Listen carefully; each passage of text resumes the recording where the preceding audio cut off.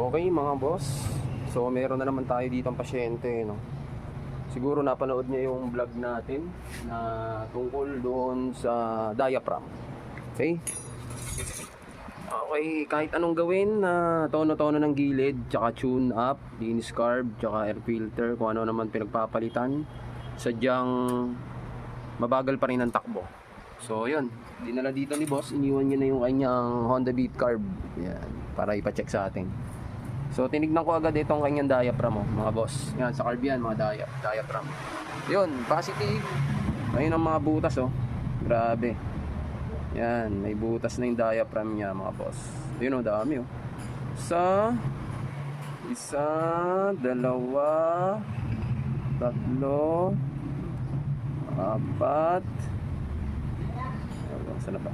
4, 5, 6, 7, halos paikot, butas na. Okay, yun, oh, may mas malala dito. Ito ata yung mas malala, eh. Mas malaki butas. Okay, yun mga boss, diaphragm, no? Ang nagiging dahilan kung bakit humihina na yung hatak ng motor natin, lalo na sa paahon, mga boss. Kasi hindi na siya umaangat ng sagad, kasi nga butas na yung diaphragm natin. Ayan, halos paikot na, butas na. Kaya bumagal na yung takbo nito. Okay? So, meron tayong pamalit na ito. Pero budget meal lang. Pero all goods. Na-testing ko na yun. Sa Honda kasi, maabot na ng 2,000. Mga 2,2, 2,3 hanggang 2,5. Pero tayo, naghanap tayo ng replacement na tatagal din naman. Okay? So, yun. Pero iba talaga pa rin ang stock, ang orig, no?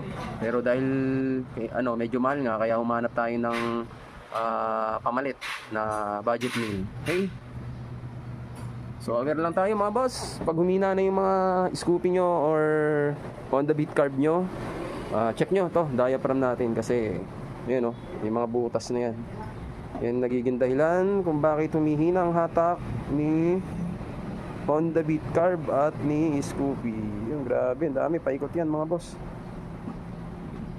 Yun, okay, palitan na natin to. Babalik sa hatak to. Alright, maraming salamat. Galing pa ata ng Taytay to si boss. Antipolo, Taytay Antipolo, ganun, dalawang. Alright, maraming salamat. Okay mga boss, eto na. Meron na tayong bagong diaphragm na ilalagay dito sa Honda Beat carb na humina ang hatak dahil sa butas na diaphragm. So ito yung luma niya mga boss. Yung butas-butas.